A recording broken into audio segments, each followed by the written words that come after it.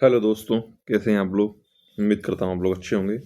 आज हम एक टॉपिक पढ़ने जा रहे हैं जिसका नाम है आधुनिक भारत में अकाल।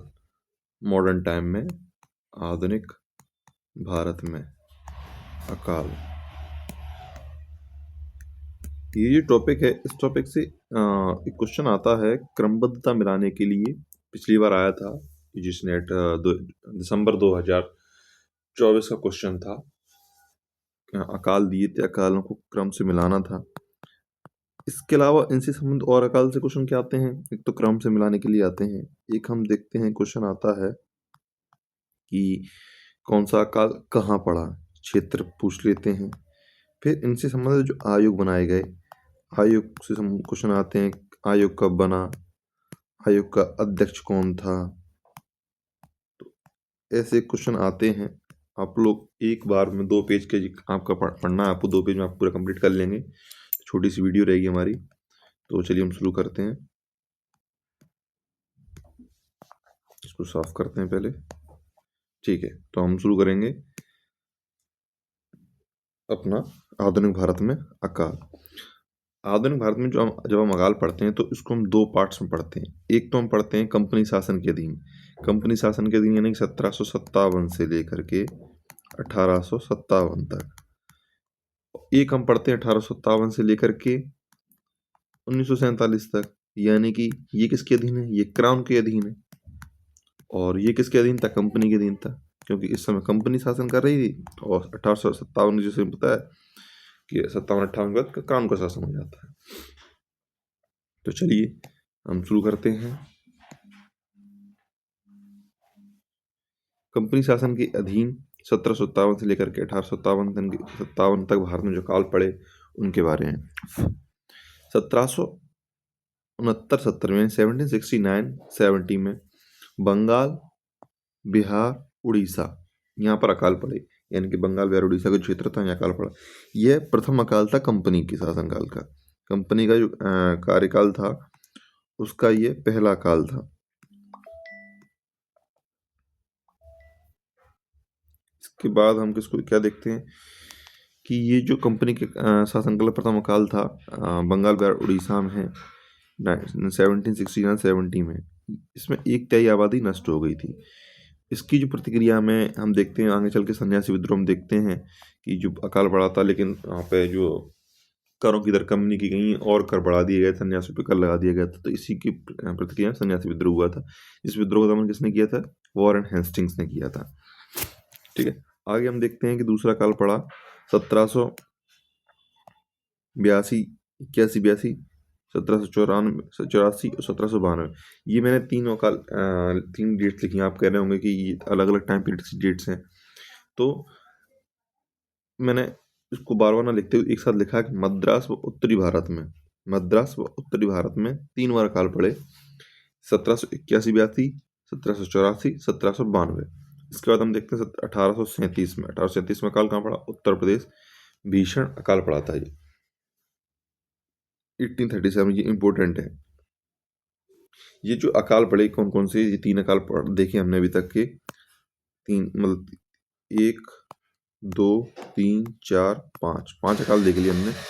ये जो अभी तक के अकाल पड़े 1837 तक, या फिर इस तरीके तक, या फिर कह सकते कंपनी के शासनकाल की जो अधीन अकाल पड़े, इन अकालों में सरकार ने हमेशा किस तरह की नीति अपनाई, तटस्थता की नीति अपनाई। तटस्थता की नीति।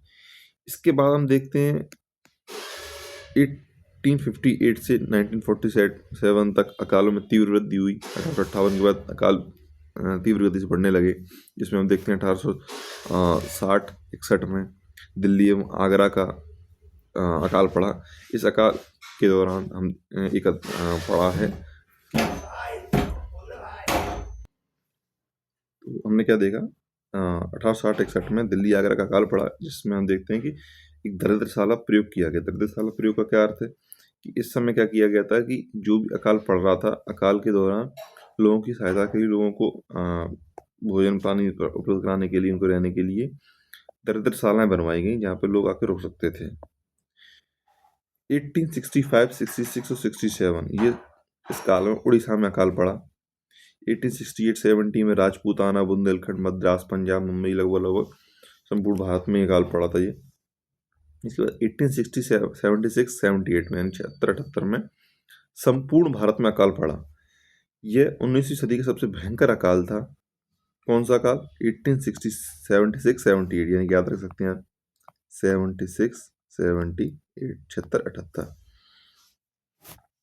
इसके बाद हम देखते हैं 1896-97, 1899-1900 सूखा एवं अकाल दोनों पड़े इस काल में। 96-97, 99-1900 यानी कि हम देख रहे हैं कि एक तरीके से अगर देखा जाए तो ये जो टाइम पीरियड चल रहा है इसमें लगातार अकाल कहीं ना कहीं देश में पड़ रहा है।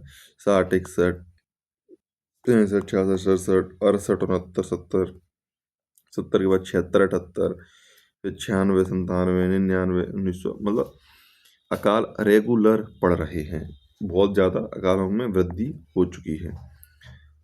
विलियम डिग्बी हैं, वो बताते हैं कि अकाल में 2.88 करोड़ लोग मारे गए।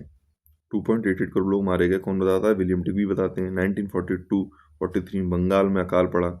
बंगाल में जो अकाल पड़ा इसका कारण क्या बताते हैं? कारण था वर्ल्ड वॉर 2 यानी कि द्वितीय विश्व युद्ध के कारण ये अकाल पड़ा। क्यों? क्योंकि इस समय क्या हुआ कि वर्मा से जो धान का आपात आयात होता था, वर्मा देश में म्यांमार से धान आता था, उसका आयात बंद हो गया। आज़ादी से पूर्व का ये एक अंतिम अकाल था। आज़ादी से पूर्व का ये अकाल है अंतिम। तो कभी क्वेश्चन पूछा जा सकता है आपसे कि जो बंगाल का अकाल पड़ा 1942 का, इसका कारण क्या था? 42-43 का क्या कारण था? तो वर्ल्ड वॉर सेकंड इसका प्रमुख कारण था। इसके बाद हम चलिए अगले पेज पे देखते हैं क्या है। अब हम देखेंगे कि सरकार की अकाल से संबंधित नीतियाँ, सरकार ने इन अकाल से निपटने के लिए क्या नीतियाँ पाई। जहाँ तक हम देखते हैं कि 1757 से लेकर के 1857 या 58 तक तो सरकार ने कोई नीति नहीं अपनाई, तटस्थ रहे। कौन सी नीति थी सरकार की? तटस्थता की। लेकिन हम देखते हैं कि 1858 के बाद में सरकार ने अकालों से संबंधित लोगों के लिए कार्य करना शुरू की। जैसे हमने क्या देखा था अभी, दरिद्रशाला प्रयोग, ये 1858 के बाद के ही दरिद्रशाला।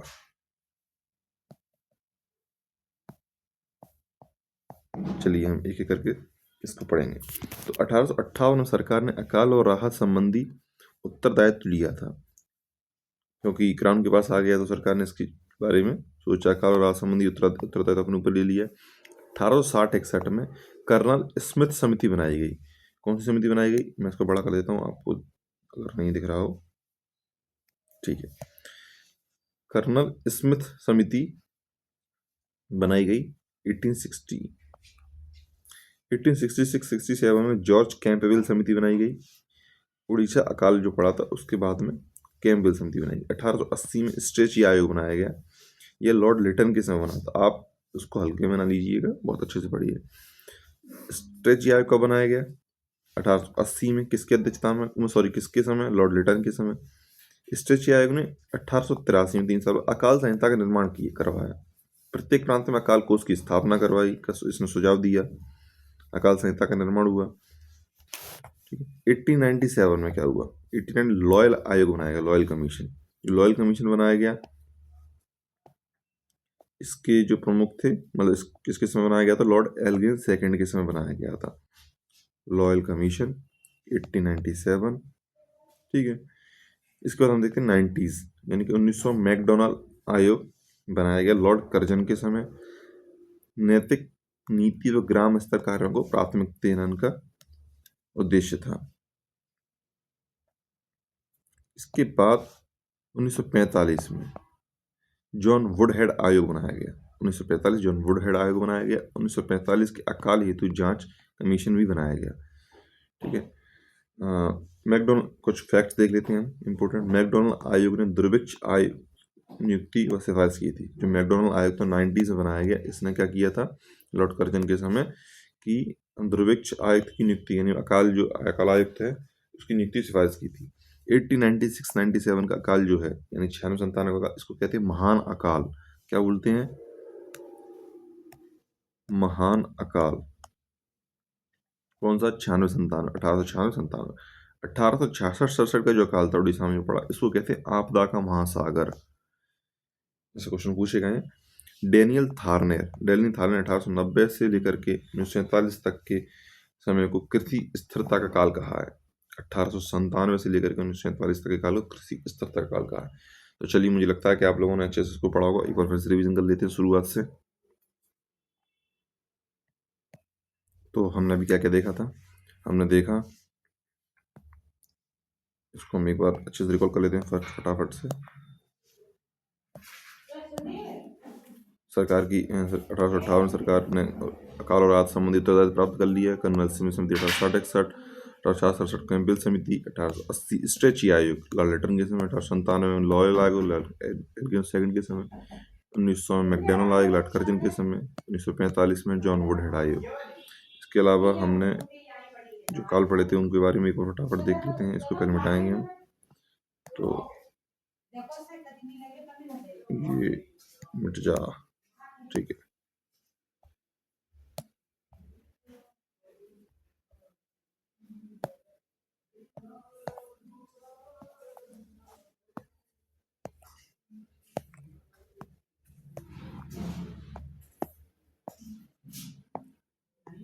ठीक है, फटाफट हम देखेंगे कि कंपनी शासन के अधीन जो अकाल पड़े 1757 से 1857 तक। सबसे पहले हम देख 1769-70 का बंगाल बिहार उड़ीसा में जो प्रथम अकाल था कंपनी शासन काल का।